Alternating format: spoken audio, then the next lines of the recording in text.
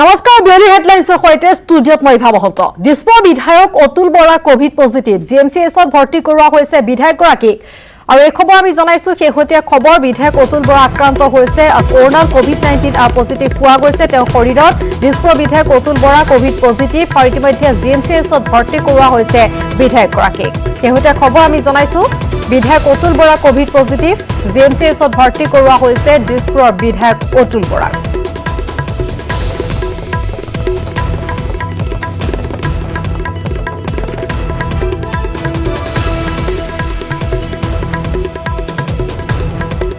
ৰাজ্যত আমি জনাইছো কিদৰে উদ্বেগজনকভাৱে বৃদ্ধি হৈছে কৰোনাত আক্ৰান্ত হোৱা লোকৰ সংখ্যা সকলো স্তৰৰ লোককে এই কৰোনাৰ কবলত পৰা দেখা পোৱা গৈছে আমি শেহতীয়া খবৰ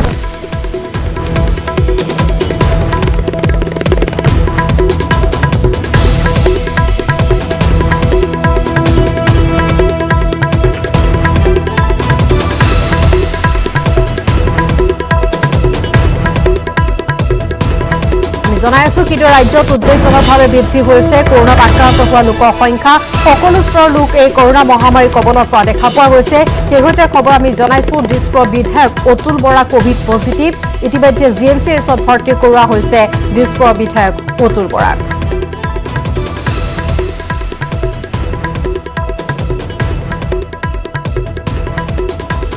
খেতিৰ তেতেলিগুৰি ঘোৰামাৰা গাঁৱতে শোকাবহ ঘটনা পানীত পৰি সন্ধানহীন হৈ থকা খুৰাক ভতিজাকৰ মৃতদেহ উদ্ধাৰ সোমবাৰে পুৱা বাহনী পানীৰে ভৰি থকা পুখুৰীত উদ্ধাৰ হৈছে খুৰাক আৰু ভতিজাকৰ মৃতদেহ দেওবাৰে দিনৰ ভাগত সম্বন্ধত খুৰা ভতিজা মৃদুল মেধি আৰু ৰক্তিম মেধিয়ে ঘৰৰ ওচৰৰ পুখুৰীত এখন কলৰ ভূৰত উঠি মাছ মাৰি থাকোতে বাহনী পানীৰে ভৰি থকা পুখুৰীত পৰি সন্ধানহীন হৈ আছিল এছডিআৰএফৰ দলে দেওবাৰে দীৰ্ঘ সময় ধৰি অভিযান চলায়ো খুৰাক আৰু ভতিজাকৰ সন্ধান লাভ কৰিবলৈ সক্ষম হোৱা নাছিল আৰু ইফালে সোমবাৰে পুৱা গাঁওবাসীয়ে পৰিয়ালৰ লোক সমন্বিতে নাৱৰে অভিযান চলাই পুখুৰীটোৰ দ পানীৰ খুৰাক ভতিজাকৰ মৃতদেহ উদ্ধাৰ কৰাৰ পিছত সমগ্ৰ অঞ্চলটোত শোকাকুল পৰিৱেশৰ সৃষ্টি হয়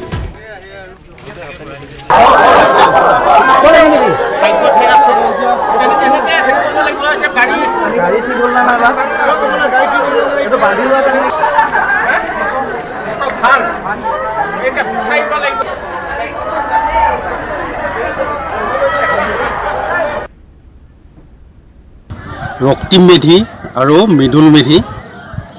তেওঁলোকে যোৱাকালি মাছ মাৰিবলৈ যাওঁতে পুৰত পানী ডুবি দুইজনৰে মৃত্যু হয় আৰু আজি ৰাইজৰ সহযোগতে এছডিআৰএফ পাৰ্টি অহাৰ আগতে ৰাইজে তেওঁলোকক উদ্ধাৰ কৰে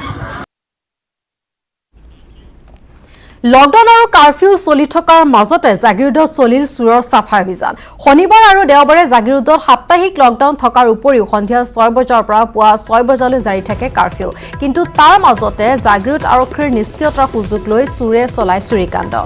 দুদিন সাপ্তাহিক লকডাউন থকাৰ সময়তে জাগিৰোডত নতুন বজাৰ দুখনকৈ দোকানত লুটপাট চলাই চুৰে সোমবাৰে দোকান খুলিবলৈ অহাত পোহৰলৈ আহে এই ঘটনা দুইখন দোকানৰ প্ৰায় 2 লক্ষাধিক টকাৰ সামগ্ৰী লুটি নিয়ে চুৰে ঘটনা সন্দৰ্ভত জাগিৰোড আৰক্ষীয়ে উচিত তদন্ত কৰিবলৈ দাবী জনাইছে ভুক্তভোগী ব্যৱসায়ীয়ে হল মানে ধৰক 2 দিন ধৰিতো কাৰফিউ চলিছে শনিবাৰ দেওবাৰলৈকে কাৰফিউ হৈ আছে কাৰফিউৰ মাজতে যোৱাকালি ৰাতি মোৰ গুদামৰ এনেকা তালা ভাঙি পেলাই চোৰ হ'ল মানে বহুত বস্তু নিলে এতিয়াতো মই ইমান হিচাপ কৰিব নোৱাৰিলোঁ মোৰ মনোমানি ধৰক দালি নিলে আটা নিলে বিস্কুট নিলে চুপাৰীৰ বস্তা নিলে এনেকা মিলি পেলাই ধৰক মোৰ এটা অনুমান লাখ টকা মানৰ মাল লৈ গ'ল মোৰ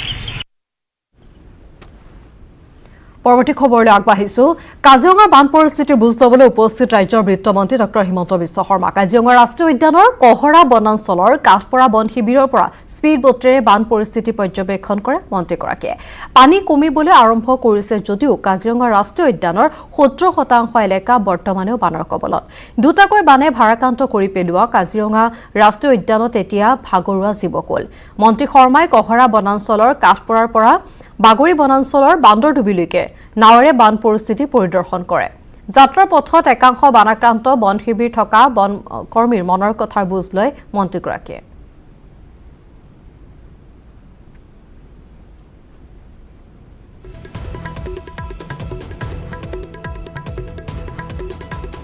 আৰু দৃশ্য আমি দেখুৱাইছোঁ কাজিৰঙাত মন্ত্ৰী ডক্টৰ হিমন্ত বিশ্ব শৰ্মা উপস্থিত হৈছে আমি জনাইছোঁ কিদৰে দুটাকৈ বানে আচলতে কাজিৰঙাৰ জীৱকুলৰ প্ৰতি কিদৰে বিপদ নমাই আনিছে আৰু সেই সকলো পৰিস্থিতি বুজ লোৱাৰ উদ্দেশ্যে মন্ত্ৰী ডক্টৰ হিমন্ত বিশ্ব শৰ্মা উপস্থিত হৈছে যিহেতু মন্ত্ৰীগৰাকী বৰ্তমান উজনি অসমৰ ভ্ৰমণ কাৰ্যসূচী তেখেতৰ চলি আছে ডিব্ৰুগড় তিনিচুকীয়াত ইতিমধ্যে তেওঁ উপস্থিত হৈছে আৰু আজি কাজিৰঙাত উপস্থিত হৈছে মন্ত্ৰী ডক্টৰ হিমন্ত বিশ্ব শৰ্মা যিসকল লোকে বনকৰ্মীয়ে দিনে নিশাই তাত কাম কৰি আছে তেওঁলোকৰ মনৰ বুজ লৈছে মন্ত্ৰীগৰাকীয়ে কেইবাটাও বন শিবিৰ তেওঁ পৰিদৰ্শন কৰিছে বনকৰ্মীসকলৰ সৈতে বাৰ্তালাপ কৰিছে আৰু কাজিৰঙাৰ বান পৰিস্থিতিৰ বুজ লৈছে মন্ত্ৰীগৰাকীয়ে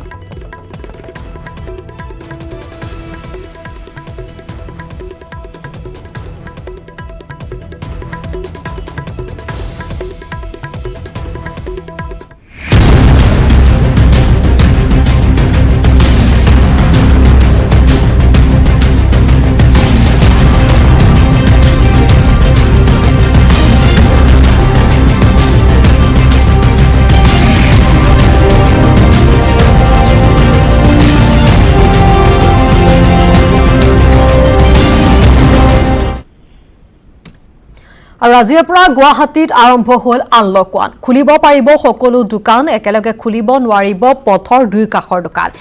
এদিনকৈ খুলিব পাৰিব পথৰ কাষৰ দোকান 2 আগষ্টলৈ গুৱাহাটীত শিথিল কৰা হৈছে লকডাউন পাৰ্লাৰ সেলুনত কৰিব পাৰিব কাম চলাব পাৰিব অটো ৰিক্সা কেব ব্যক্তিগত বাহন চলাচলত নিষেধাজ্ঞা ব্যক্তিগত বাহন গুৱাহাটীৰ বাহিৰলৈ যোৱাত নিষেধাজ্ঞা গুৱাহাটীত বন্ধ থাকিব চিটি বাছৰ সেৱা বুধবাৰৰ পৰা আন্তঃজিলা যাতায়াত বন্ধ সন্ধিয়া 6 বজাৰ পৰা পুৱা 6 বজালৈ সান্ধ্য আইন সকলো কাৰ্যালয়ত 30% কৰ্মচাৰীক অনুমতি ব্যক্তিগত বাহনত কাৰ্যালয়লৈ আহিব পাৰিব কৰ্মচাৰী হোম ডেলিভাৰী কৰিব পাৰিব হোটেল ৰেষ্টুৰেণ্ট প্ৰতিদিনে উপলব্ধ হ'ব গাখীৰ শিশুৰ খাদ্য চলি থাকিব সকলো নিৰ্মাণ কাৰ্য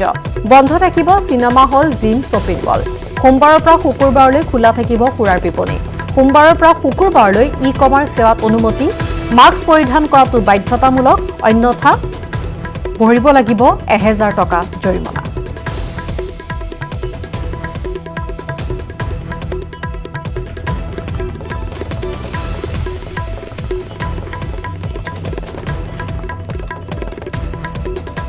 আজিৰ পৰা গুৱাহাটীত আনলক 1 বিগত সময়ছোৱাত লকডাউনৰ মাজত যিহেতু যথেষ্টখিনি অসুবিধাৰ মাজেৰে মহানগৰবাসীয়ে জীৱন পাৰ কৰিবলগীয়া হৈছিলে আৰু আমি জনাইছোঁ খবৰ আজিৰ পৰা আনলক 1 কি নতুন নিয়ম ধাৰ্য কৰা হৈছে পূৰ্বৰ কি নিয়ম বাহাল থাকিব বা কেনেধৰণৰ নীতি নিৰ্দেশনা আছে সেইসমূহ জনাইছোঁ পুৱাৰ পৰা আমি আমাৰ সাংবাদিকসকলে জনাইছে আনলক 1ত গুৱাহাটী মহানগৰীত কেনেধৰণৰ পৰিৱেশ কিদৰে নীতি নিৰ্দেশনা মানি চলিছে গুৱাহাটীবাসীয়ে বা কি নীতি নিৰ্দেশনা জাৰি কৰা হৈছে সেইসমূহ প্ৰকৃতাৰ্থত পালন কৰা হৈছে নে নাই সেই খবৰ আমি জনাইছোঁ আৰু এই মুহূৰ্তত পুনৰবাৰ জনা বিচাৰিছোঁ এই আনলক 1ত গুৱাহাটী মহানগৰীত পূৰ্বৰ কেতবোৰ নীতি নিয়ম একেই আছে তাৰ পৰিৱৰ্তে কেতবোৰ নতুন নীতি নিয়ম জাৰি কৰা হৈছে আৰু মাস্কৰ ক্ষেত্ৰত পূৰ্বৰ নীতি বাহাল আছে মাস্ক পৰিধান কৰিবই লাগিব বাধ্যতামূলক অন্যথা 1000 টকা জৰিমনা আৰু সকলো ধৰণৰ দোকান পোহাৰ যদিও খুলিব পাৰিব কিন্তু পথৰ এদিন এটা কাষত খুলিব পাৰিব আনদিনা বিপৰীত দিশত থকা দোকানসমূহ খুলিব পাৰিব আৰু জ্যেষ্ঠ সাংবাদিক বিপুল বৰ্মন আছে আমাৰ সৈতে পোনপটীয়া সম্প্ৰচাৰত বিপুল আপোনাৰ কাষলৈ আহিছোঁ আনলক 1 আজিৰ পৰা আৰম্ভ হৈছে পুৱাৰ পৰা গুৱাহাটী মহানগৰীৰ ছবিখন দেখা পাইছে যিসমূহ নীতি নিৰ্দেশনা জাৰি কৰা হৈছে কিমান দূৰ পালন কৰিছে বা নীতি নিৰ্দেশনাক লৈ প্ৰতিবাৰে দেখা যায় কিছু বিভ্ৰান্তি থাকে ৰাইজৰ মনত গতিকে এইবাৰ স্পষ্ট হয় নে নহয় বা সকলো জনগণে সঠিকভাৱে পালন কৰিছে নে নাই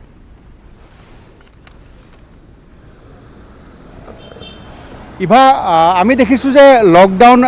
1.0 আৰম্ভ হৈছে যোৱা নিশাৰ পৰাই আৰু এইবাৰ পুনৰ সেই বিভ্ৰান্তিৰ পৰিৱেশৰ এটা সৃষ্টি হৈছিলে কাৰণ কিয় যেতিয়াই আমি দেখিছিলোঁ যে 27 জুনত এই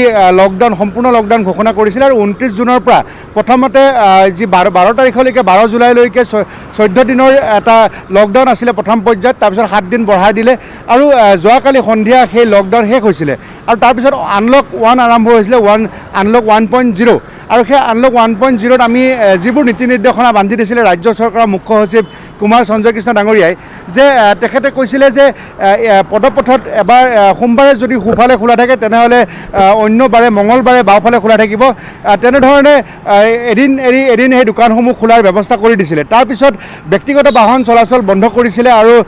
ওলা উবেৰৰ চলাচল কৰাৰ অনুমতি দিছিলে কিন্তু তাত চেনিটাইজ বা তেওঁলোকৰ থাৰ্মোমিটাৰ ৰখাৰ কথা কৈছিলে চৰকাৰে আৰু তাৰোপৰি যিবোৰ স্কুল কলেজ জিম বাৰ এইসমূহ চিনেমা গৃহ সেইবোৰ বন্ধ আছে সেইবোৰ খোলাৰ কোনো অনুমতি নাই তাৰোপৰি সৰু সৰু যিবোৰ উদ্যোগ বা 30% লোকক লৈ যিবোৰ চৰকাৰী বেচৰকাৰী কাৰ্যালয়সমূহ খোলাৰ অনুমতি দিছিলে লগতে চেলুনসমূহত দাড়ি চুলি কাটিবলৈ বা তেনেকৈ মহিলাৰ ক্ষেত্ৰত তেওঁলোকক চুলি কাটিবলৈ বা অকণমান সময়ৰ কাৰণে থাকিবলৈ অনুমতি দিছিলে বেছি সময় তেওঁলোকে চেলুনত থাকিব নোৱাৰিব তেনেকুৱাও অনুমতি তেওঁলোকৰ নিষেধাজ্ঞা আৰোপ কৰিছিলে কিন্তু যিয়ে নহওক এই যিটো আজিৰ পৰা 1.0 আনলক আৰম্ভ হৈছে আজি ঘৰে ঘৰে কিছু ইয়াত ৰেপিড টেষ্ট কৰাৰ কথা কৈছে দোকান পোহাৰত কৰাৰ কথা কৈছিলে সেয়া অৱশ্যে এতিয়াও আৰম্ভ হোৱা নাই কিছু অলপ বিসংগতিয়ে দেখা দিছিলে কিন্তু এটা অত্যন্ত দুৰ্ভাগ্যজনক ঘটনা ইভা মই আপোনাৰ জৰিয়তে দৃষ্টিগোচৰ কৰিব বিচাৰিছোঁ যে গুৱাহাটী মহানগৰীত আমি দেখিছিলোঁ যে যেতিয়াই এই আজি আনলক আৰম্ভ হৈছিলে ইয়াত যিবোৰ প্ৰাইভেট ভেহিকুল আছিলে গাড়ী মটৰ আছিলে সেইবোৰ চলাচল একেবাৰে বন্ধ কৰি দিছিলে মাত্ৰ ওলা উবেৰ বা যি জৰুৰীকালীন সেৱাত নিয়োজিত গাড়ীসমূহ চলিব পাৰে বুলি কৈছিলে কিন্তু আমি কেমেৰাৰ পাছত হিতেশ ডেকা আৰু মই আমি গুৱাহাটী মহানগৰীৰ বিভিন্ন ঠাইত ভৰলুমুখ বেলতলা চানমাৰী গণেশগুৰি আৰু উলুবাৰী এই বিভিন্ন ঠাইত আমি দেখিছিলোঁ কিন্তু ইমানেই বেছি প্ৰাইভেট ভেহিকুলবিলাক ব্যক্তিগত যান বাহনবিলাক ওলাই আহিছিলে যে যান জঁটৰ এটা পৰিৱেশ সৃষ্টি হৈছিলে আৰু ইয়াকে লৈ বিভিন্নজনে উদ্বেগ প্ৰকাশ কৰিছিলে হয়তো এনেকুৱা কিছুমান কথা কৈ আছে পৰিবহণ বিষয়াসমূহে যে অহা কাইলৈৰ পৰা হয়তো কোনো জৰিমনা বিহাৰ কথা তেওঁলোকে চিন্তা চৰ্চা কৰিছে মই পোনপটীয়া সম্প্ৰচাৰত মোৰ পিছফালে এই পৰিৱেশ দেখুৱাইছোঁ যে চাওক অকণমান সময় যে ইয়াত অটো চলিব দিছিলে ওলা উবেৰ চলিবলৈ দিছিলে কিন্তু তাৰ বিপৰীতে এই যিবোৰ গাড়ী দেখিছে এয়া গাড়ীসমূহ নিজৰ ব্যক্তিগত বাহন তেওঁলোকে বিভিন্ন অজুহাতত এই ধৰণে গুৱাহাটী মহানগৰীত এই আনলক 1.0 সুবিধা লৈ তেওঁলোকে ওলাই আহিছে বাহিৰলৈ আহি ভিৰ কৰিছে আৰু আমি উলুবাৰীত যিটো বিবৰুৱা পথ আছে এই বিবৰুৱা পথৰ পৰিৱেশ ইভা এই মুহূৰ্তত আমি দেখুৱাইছোঁ আৰু এটা বিভ্ৰান্তিৰ সৃষ্টি কৰিছিলে যে সোঁফালে খুলিব সোমবাৰে মঙলবাৰে বাওঁফালে এতিয়া হিচাপটো ক'ৰ পৰা কৰিব যদি তেওঁলোকে চানমাৰীৰ পৰা যদি গণেশগুৰিলৈকে হিচাপ কৰে তেনেহ'লে চিৰিয়াখানাৰ অপজিটৰ দোকানসমূহ আজি খোলা ৰাখিব লাগে আৰু যদি যাওঁতে যদি আমি গণেশগুৰিৰ পৰা চানমাৰীলৈ যায় তেনেহ'লে চিৰিয়াখানাৰ ফালে খোলা থাকিব লাগে এতিয়া এই ধৰণৰ বিভিন্ন এটা বিসংগতি বা এটা বিশৃংখল পৰিৱেশৰ সৃষ্টি হৈছে আচলতে আজি বিভিন্ন বিভাগৰ আজি মুখ্য সচিব ডাঙৰীয়াই যিহেতু ঘোষণা কৰিছিলে যে এই গোটেই নিয়মবিলাক গতিকে আজি বিভিন্ন কাৰ্যালয়ৰ বিষয়াসকলে তেওঁলোকে কিছু দোকান পোহাৰ খোলাৰ ক্ষেত্ৰত যোগান বিভাগে হওক বা অন্যান্য বিভাগে হওক তেওঁলোকে অলপ নীতি নিয়মখিনি বান্ধি দেখুৱাই দিব লাগিছিলে দুজনক আৰ্হি দেখি আন কেইজনেও সেইধৰণে তেওঁলোকৰ পালন কৰিলেহেঁতেন কিন্তু এটা বিশৃংখল পৰিৱেশ হৈছে চানমাৰী আমি ছাৰ্ভে ৱাৰলেছত দেখিছিলোঁ ইভা যে সোঁফালেও খুলিছে বাওঁফালেও খুলিছে কোনোবাই কাৰোবাক সুধিব গ'লে কয় যে অহা ৰাস্তাত আমিয়ে সোঁফাল আকৌ কোনোবাই কয় যোৱা ৰাস্তাত আমিয়ে সোঁফাল গতিকে এই এটা বিশৃংখল পৰিৱেশ হৈছে আৰু লগতে মই পুনৰবাৰ কৈছোঁ ইভা যে প্ৰাইভেট ভেহিকুল বন্ধ আছিলে ব্যক্তিগত যান বাহন চলাচল কৰাত কিন্তু বিভিন্নজনে চুলি কাটিম বুলি বা বিভিন্নজনে বজাৰ কৰিম বুলি বা অফিচলৈ সেই 30% যে আহিব পাৰে তালৈ আহিম বুলি এই ধৰণে নিজৰ ব্যক্তিগত বাহন লৈ গুৱাহাটী মহানগৰীত তেওঁলোকে টিঘিল ঘিলাই আছে যাকে লৈ প্ৰতিক্ৰিয়া প্ৰকাশ কৰিছে বিভিন্নজন পৰিবহণ বিষয়াই ইভা হয় বিপুল বৰ্মন এই মুহূৰ্তত আপোনাক ধন্যবাদ জনাইছোঁ আৰু বিয়লি হেডলাইন্সত খবৰ অব্যাহত থাকিব এটা বিৰতিৰ পাছত ৰাজপথত আজি চলিছে অটো ৰিক্সা আৰম্ভ হৈছে কেব সেৱা পুনৰবাৰ কৰ্মজীৱনলৈ উভতি আহিল দীৰ্ঘদিনীয়া আৰ্থিক সংকটত ভুগি থকা লোকসকল মহামাৰী কৰোনাৰ বাবে ইটোৰ পাছত সিটো বলত লকডাউনে বিধ্বস্ত কৰি তুলিছিল তেওঁলোকৰ জীৱন আৰু আজি তেওঁলোক ওলাই আহিছে আমি জনাইছোঁ আনলক 1 আৰম্ভ হৈছে যিহেতু অটো ৰিক্সাৰ চলাচল অটো ৰিক্সাৰ সেৱা আগবঢ়াব পাৰিব কেবৰ সেৱা আগবঢ়াব পাৰিব যাৰ পৰিপ্ৰেক্ষিতত কিছু সকাহ এইসকল লোকৰ জীৱনলৈ যিসকল লোকে কেব চলাই বা অটো ৰিক্সাৰ জৰিয়তে জীৱন সংগ্ৰাম অব্যাহত ৰাখিছিল কিছু সকাহ আৰু আমি দেখুৱাইছোঁ গুৱাহাটীৰ ৰাজপথত আজিৰ পৰা অটো ৰিক্সা চলিছে কেব সেৱা আৰম্ভ হৈছে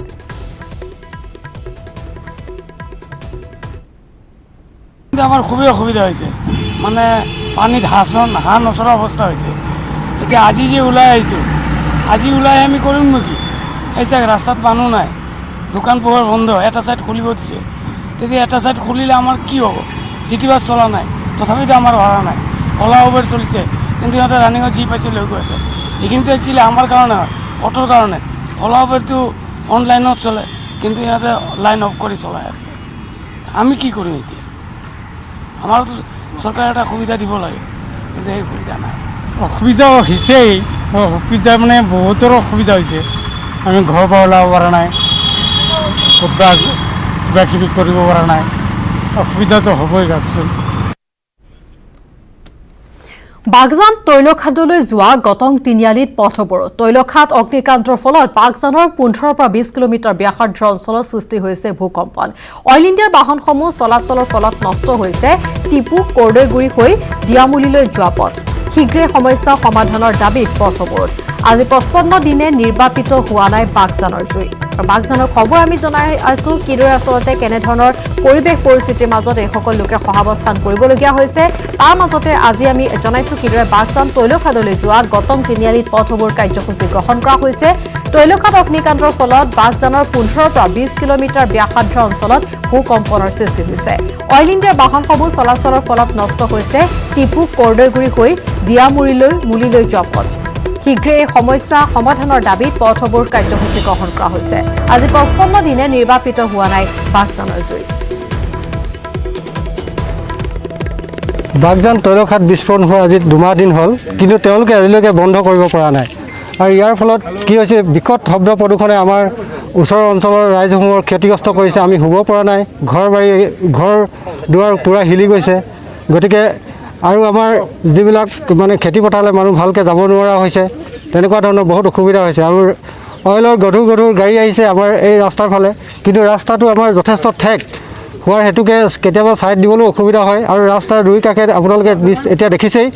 বোকাময় হৈ পৰিছে। গতিকে এনেকৈ হ'লে ৰাস্তাটো আজিৰ পৰা 3 দিনৰ বাবে বন্ধ নলবাৰী শ্বহীদ মুকুন্দ কাকতি অসামৰিক চিকিৎসালয়। 3 দিন বন্ধ হৈ থাকিব আন্তঃ আৰু বহিৰ্বিভাগৰ সকলো চিকিৎসা। চিকিৎসালয়খনৰ 4গৰাকী চিকিৎসক আৰু হস্পিটেলখনৰ অন্য কৰ্মচাৰী দেহত কৰোনা ভাইৰাছ ধৰা পৰাৰ পিছত এই নিৰ্দেশনা। চিকিৎসালয়খনৰ ডাঃ অৰুণ বৰ্মন, বন্দনা ডেকা, ডাঃ প্ৰভুত শৰ্মা, ডাঃ বলেন্দ্ৰ নাৰায়ণ ডেকাৰ দেহত কভিড ধৰা পৰাৰ পিছত এই সিদ্ধান্ত যুটীয়া স্বাস্থ্য সঞ্চালকালয়ৰ। স্বাস্থ্য বিভাগৰ নলবাৰীৰ যুটীয়া সঞ্চালকে দিছে এই নিৰ্দেশনা। আৰু এই সন্দৰ্ভত আগবঢ়াইছো নলবাৰীৰ পৰা ত্ৰিদীপ কলিতাৰ এক প্ৰতিবেদন। নলবাৰী শ্বহীদ মুকুন্দ কাকতি অসামৰিক চিকিৎসালয়ৰ 3 দিন চিকিৎসা সেৱা বন্ধ থাকিব, কিয়নো শেহতীয়াভাৱে নলবাৰী শ্বহীদ মুকুন্দ কাকতি অসামৰিক চিকিৎসালয়ৰ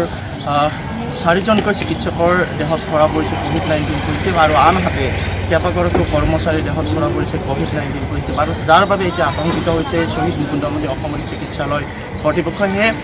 নলবাৰী জিলা যুটীয়া স্বাস্থ্য সঞ্চালকে এক নিৰ্দেশনা জাৰি কৰিছে, আৰু সেই নিৰ্দেশনা নলবাৰী শ্বহীদ মুকুন্দ কাকতি অসামৰিক চিকিৎসালয়ৰ যিগৰাকী অধীক্ষক আছে অধীক্ষকলৈ নিৰ্দেশনা এটি জাৰি কৰিছে যে 3 দিনৰ বাবে আন্তঃ অথবা বহিৰ্বিভাগ বন্ধ ৰাখিব নলবাৰী শ্বহীদ মুকুন্দ কাকতি অসামৰিক চিকিৎসালয়। অৱশ্যে জৰুৰীকালীন সেৱা অব্যাহত থাকিব বা সেৱা চলি থাকিব নলবাৰী শ্বহীদ মুকুন্দ কাকতি অসামৰিক চিকিৎসালয়। কিন্তু এটা কথা উল্লেখ কৰিব বিচাৰিছোঁ যে শেহতীয়াভাৱে নলবাৰীত এতিয়া কৰোনাৰ গণসংক্ৰমণ হোৱাৰ আশংকা কৰা হৈছে, কিয়নো এটাৰ পিছত আনটো বৃদ্ধি পাইছে COVID-19 পজিটিভ আক্ৰান্ত ৰোগীৰ সংখ্যা। আৰু শেহতীয়াভাৱে যিহেতু নলবাৰীৰ একমাত্ৰ চিকিৎসালয় বুলি ক'লে হয়তো ভুল কোৱা নহ'ব শ্বহীদ মুকুন্দ কাকতি অসামৰিক চিকিৎসালয়, আৰু সেই শ্বহীদ মুকুন্দ কাকতি অসামৰিক চিকিৎসালয়ৰ 4জনকৈ চিকিৎসকৰ দেহত যি COVID-19 পজিটিভ ধৰা পৰিছে, এই খবৰে এতিয়া সমগ্ৰ নলবাৰীতে কৰোনা আতংকৰ সৃষ্টি কৰা পৰিলক্ষিত হৈছে। আনকি নলবাৰীত যি শ্বহীদ মুকুন্দ কাকতি অসামৰিক চিকিৎসালয়খন আছে, সেই চিকিৎসালয়ৰ কেইবাগৰাকীও কৰ্মচাৰীৰ দেহতো ধৰা পৰিছে COVID-19 পজিটিভ। আনকি ধৰা পৰিছে চিকিৎসালয়খনৰ কেণ্টিনৰ 6গৰাকীকৈ কৰ্মচাৰীৰ দেহতো COVID-19 পজিটিভ। আৰু এনেবোৰ যি আক্ৰান্তৰ সংখ্যা যিহেতু বৃদ্ধি পাইছে বা শেহতীয়াভাৱে যিহেতু চিকিৎসকৰ গাত ধৰা পৰিছে COVID-19 পজিটিভ, আৰু তাৰ পৰিপ্ৰেক্ষিততে নলবাৰী জিলা যুটীয়া স্বাস্থ্য সঞ্চালকে অখিল গগৈ মুক্তি আৰু সুস্বাস্থ্যৰ কামনাৰে গোলাঘাট জিলাৰ টেঙানীত নামঘৰত চলিছে নাম প্ৰসংগ। অখিল গগৈ সংগ্ৰামৰ আৰম্ভণি তথা কৃষক মুক্তি সংগ্ৰাম সমিতিৰ জন্মস্থান গোলাঘাট টেঙানীৰ পৰা উত্থাপন হ'ল কৃষক নেতা অখিল গগৈৰ মুক্তিৰ দাবী। বৃহত্তৰ টেঙানীৰ আবাল বৃদ্ধ আইমাতৃ সকলো স্বতঃস্ফূৰ্তভাৱে ওলাই আহি গাঁৱৰ নামঘৰ চাকি বন্তি জ্বলাই দবা কাহেৰে নাম প্ৰসংগ কৰি অখিল গগৈ স্বাস্থ্যৰ আশোৰোগ্য কামনা কৰে। বিজেপি নেতৃত্বাধীন চৰকাৰখনে অখিল গগৈক 7 মাহ ধৰি অন্যায় আৰু দমন নীতিৰে কাৰাবন্দী কৰি ৰখাৰ পৰিপ্ৰেক্ষিতত তেওঁৰ স্বাস্থ্যৰ যাতে অতি সোনকালে তেওঁৰ স্বাস্থ্যৰ অৱস্থা ঠিক হয়, তেওঁৰ স্বাস্থ্যৰ অৱস্থা উন্নতি ঘটে, তাৰ বাবে সকলোৱে এনেদৰে প্ৰাৰ্থনা কৰিছে। শেহতীয়াকৈ কৰোনা ভাইৰাছৰ সংক্ৰমণ হৈ যি শাৰীৰিক অৱনতি ঘটিছে তাৰ উপযুক্ত চিকিৎসা প্ৰদান কৰাৰো আহ্বান জনায় টেঙানীবাসীয়ে।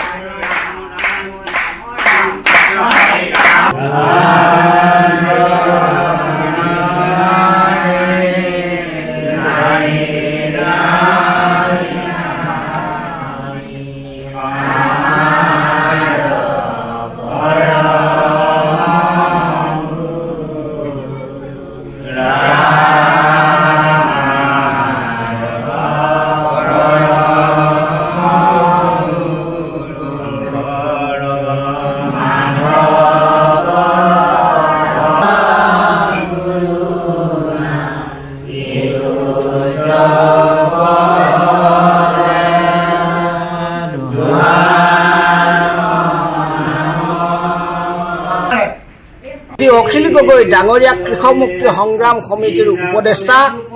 তেখেতক অসম চৰকাৰে বিনা দুখতেই কেইবাৰো কাৰ আন্দোলনৰ জৰিয়তে তেখেতক মষিমূৰ কৰিবৰ কাৰণে আজি 7 মাহ 7 দিন আজি সম্পূৰ্ণ তেখেতক কাৰাগাৰত বন্দী কৰি ৰাখিছে। কাৰাগাৰত বন্দী কৰি ৰখাৰ কাৰণে আমি ৰাইজে বহুবাৰ বহু ধৰণে তেখেতলোকক আমি বিক্ষোভ পৰ্যন্ত প্ৰদৰ্শন কৰিছোঁ। তথাপি তেখেতসকলে অসম চৰকাৰে বিশেষকৈ হিমন্ত বিশ্ব শৰ্মা আৰু মুখ্যমন্ত্ৰী সৰ্বানন্দ সোণোৱাল ডাঙৰীয়াই তেখেতক মুকলি আকাশৰ তললৈ পঠাব বিচৰা নাই। আৰু তেখেতৰ এনেকুৱা এটা অসুখ হৈছে, সেই অসুখটো তেখেতক ভালকৈ চিকিৎসা কৰা নাই। আমি গোটেই ৰাইজে আন্দোলন কৰাৰ বিনিময়ত তেখেতক মাত্ৰ এতিয়া GMCHত ৰাখিছে। কিন্তু আমি ভাবোঁ যে তেখেতৰ সুস্বাস্থ্য কামনা কৰি আমি তেখেতলৈ আজি প্ৰভু ভগৱন্তৰ ওচৰত আমি গোটেই ৰাইজে একত্ৰিত হৈ এভাগী নৈবেদ্য দ্ৰব্য অনা হৈছে আৰু এখন শৰাই অৰ্চন কৰিছে।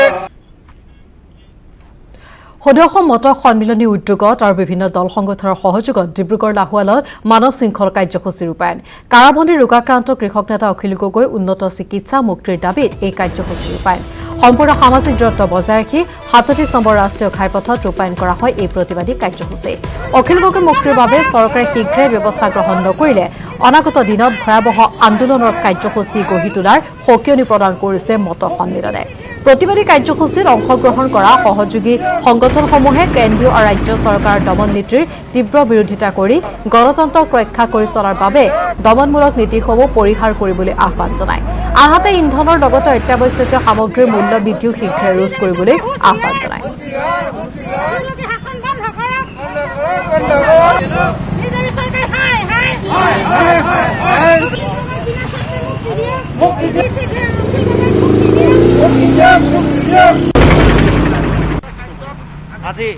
আজি অখিল গগৈ প্ৰধান কথাটো হৈ গ'ল, অখিল গগৈক বিনা চৰ্তে আমি মুক্তি বিচাৰিছোঁ। যেতিয়ালৈকে অখিল গগৈক মুক্তি নিদিব তেতিয়ালৈকে আমি এনেদৰে প্ৰতিবাদী কাৰ্যসূচী চলাই যাম আৰু চৰকাৰক সকীয়াই দিছোঁ যাতে বিনা চৰ্তত অখিল গগৈক মুক্তি দিয়ক আৰু সুচিকিৎসা প্ৰদান কৰক, লগতে গৰাখহনীয়া প্ৰতিৰোধৰ ব্যৱস্থা কৰক আৰু মূল্যবৃদ্ধিৰ প্ৰতিৰোধৰ ক্ষেত্ৰত তেওঁবিলাকে চিন্তা চৰ্চা কৰক, নহ'লে অনাগত দিনত ভয়ংকৰ পৰিস্থিতিৰ সন্মুখীন হ'ব লগা হ'ব। আমি আজি অখিল গগৈ মুক্তি দাবীত এই প্ৰতিবাদ সাব্যস্ত কৰিছোঁ। অসমৰ খাটি খোৱা দৰিদ্ৰ শ্ৰমিক শোষণ বানপীড়িত সকলো ৰাইজৰ কাৰণে প্ৰতিবাদ জনাই অহা অসমৰ স্পষ্টবাদী আৰু বাকপট নেতা অখিল গগৈক বিনা চৰ্তে মুক্তি দিয়ক। আজি আমি মানৱ শৃংখল কাৰ্যসূচীৰ জৰিয়তে আমি চৰকাৰখনক বিশেষকৈ দাবী জনাইছোঁ যে আপোনালোকে কেতিয়াও বাক স্বাধীনতা আপোনালোকে ৰুদ্ধ কৰিব নোৱাৰে আৰু অখিল গগৈক বিনা চৰ্তে আপোনালোকে মুক্তি দিবই লাগিব। দেৱাদিদেৱ মহাদেৱ শিৱ বাবাৰ পবিত্ৰ মাহ শাওণ মাহ। আজি শাওণ মাহৰ প্ৰথমটো সোমবাৰ। বিশ্বত কৰোনা মহামাৰীৰ ত্ৰাসৰ সৃষ্টি কৰাৰ পৰিপ্ৰেক্ষিতত ৰাজ্যত বলত হোৱা সকলো চৰকাৰী নীতি নিৰ্দেশনা ৰাইজে মানি চলি শিৱ বাবাৰ আশীষ গ্ৰহণ কৰিছে নগাঁও জিলাৰ চকৰাঘাটৰ ঐতিহ্যমণ্ডিত গৌৰীনাথ শিৱ মন্দিৰত। পুৱাৰে পৰা ভক্তৰ সমাগমেৰে উদুলি মুদুলি পৰিৱেশৰ মাজেৰে আধ্যাত্মিক পৰিৱেশৰ সূচনা হৈছে গৌৰীনাথ শিৱ মন্দিৰত। শাৰীৰিক ব্যৱধান অক্ষুণ্ণ ৰাখি সকলোৱে বাবাৰ আশীষ গ্ৰহণ কৰিবলৈ গৌৰীনাথ শিৱ মন্দিৰত উপস্থিত হোৱা পৰিলক্ষিত হৈছে।